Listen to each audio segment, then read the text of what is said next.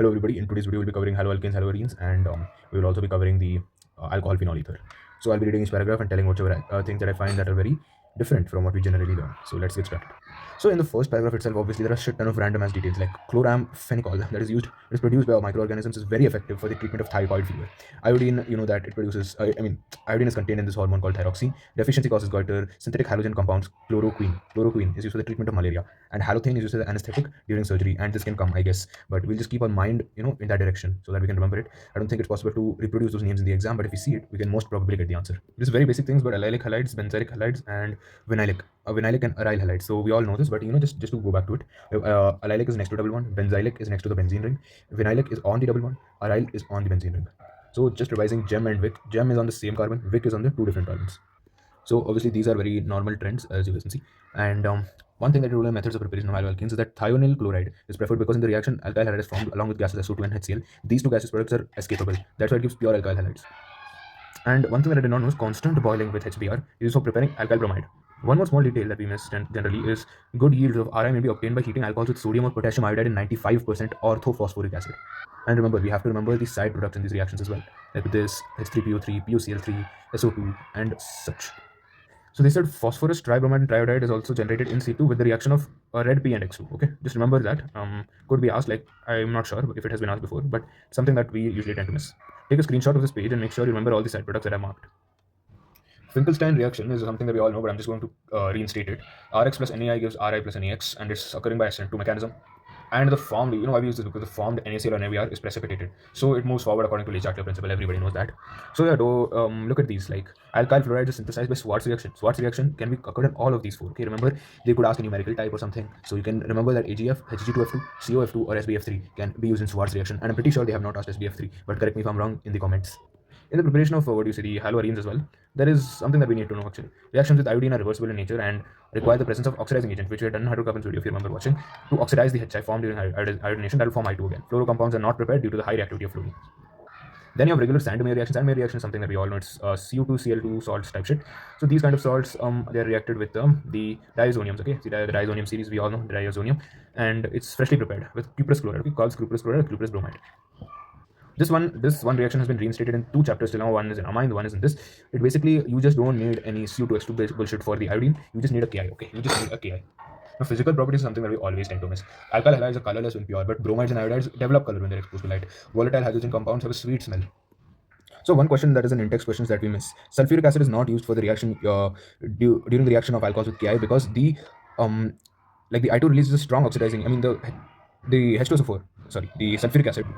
So the sulfuric acid which is formed, like which is there, it will with the HI that is formed in this reaction, it will oxidize this HI to I2. This is why we don't use sulfuric acid. Okay, we don't use sulfuric acid.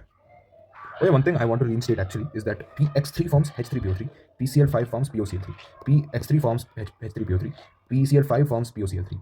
Tribromide and triiodide or tribromide, phosphorus tribromide, is formed in red PX2. There's a three phosphorus reactions which they can ask side products as well. Symmetry of para isomers of the dihalogenate. That causes the melting point of it to be more. So it goes the order of para, then ortho, then meta. In JEE in 2025, this was asked. AgCN doing nucleophilic substitution product will form RNC isocyanate. KNO2. KNO2 with ONO forms RONO. Okay. RONO. R is the substituent, like the one that's undergoing the reaction. RONO. However, AgNO2 forms RNO2. That is very different. So we tend to miss all this. Groups like cyanides are also called ambident nucleophiles. Alkyl nitrates are formed by KNO2, but nitroalkanes are formed by AgNO2, as is being restated over here. That's all.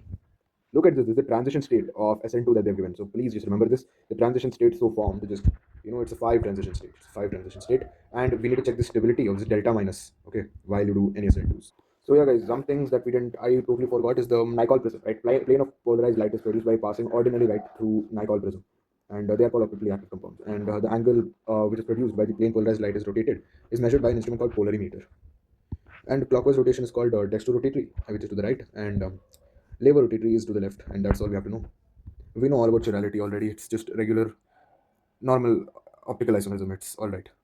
And one thing that we have to know that I didn't know this is that the enantiomers, right? When if we talk with respect to the enantiomers, they have similar refractive index as well. I don't know what that means, but it's something that you might have to know. So this is a simple example of retention of configuration. Just go through it. Inversion is simple. We all know inversion. And 50-50 mixture of A and B is obtained. If a 50-50 mixture of the product is obtained, then it is called racemized product, and the product is optically invalid. Grignard is carried out in dry ether because of this thing. It reacts with water to form alkane. So that's why we carry out it in dry ether. Make sure when they give Mg, they give dry ether itself. If they give like a wet ether, then please don't put the answer as whatever you want. We have covered Wurtz reaction many times, so it's fine. The reagent for Dow's process is NaOH 623 300 H plus, which gives this. And it's funny, but these have been asked as PYQs directly, even though you could logic it out very easily. So I'll just put a tick in front of them. This just requires warm H2, that is preparation of picric acid. Now, some more reaction that NCRT gave in anhydrous FeCl3 or Fe salts, it produces para-chlorobenzene, which is mature, same for nitration, and SO3H, it also produces 4-chlorobenzene sulfuric acid. Friedel-Crafts reaction, we all know it is the para-product of alkylation, and this is a silation. Then after that, we have Wurtz-Fittig reaction and Fittig reaction. Wurtz-Fittig is one arene and one alkyl halide, and that just combines to form this, right? And then Fittig reaction is two arenes. So two arenes will form a diphenyl compound. This one is called biphenyl specifically, but yes. And we have last part, which is polyhalogen compounds, which is very important, and I hope I can find some extra stuff to excite you guys. So here they're talking about how dichloromethane, as you guys can see, dichloromethane is very harmful to the humans. It is used as a solvent, as a paint remover, aerosol, process solvent in the manufacture of drugs, uses metal cleaning and finishing solvent. And now it comes methylene chloride harms the central nervous system, it harms the vision, it harms the dizziness, it makes dizziness, nausea, tingling, numbness in fingers and toes. It also causes intense burning and mild redness of the skin, and it can burn the cornea. So chloroform is metabolized to phosgene in the liver. Okay, mark that up also. And it reacts with air to form your phosgene gas. Phosgene gas is carbonyl chloride gas. It is also therefore stored in dark bottles and completely filled so that air is kept out. It is an assertion reasoning style question. Please mark it up. Now, diiodomethane or iodoform was used earlier as an antiseptic, but its antiseptic properties is because of liberation of free iodine. Liberation of free iodine, not due to iodine itself, and it has been replaced by now. So under carbon tetrachloride, there's nothing except that it's a good polar solvent, and it's used as a cleaning fluid used in industry, and it also depletes the ozone layer. That's all is written about this. It's the rest all is useless. Oh, also one thing that I forgot to mention is that the major use of chloroform today is in the Freon refrigerant R22, and they give an example for the Freon. Okay, and they're stable, unreactive, and non-toxic Freons. Right, Freons are easily liquefiable as well. Freon 12 is the most common, which is CCl2F2, which is one of the most common. Okay, and it's manufactured from tetrachloromethane by Schwartz reaction.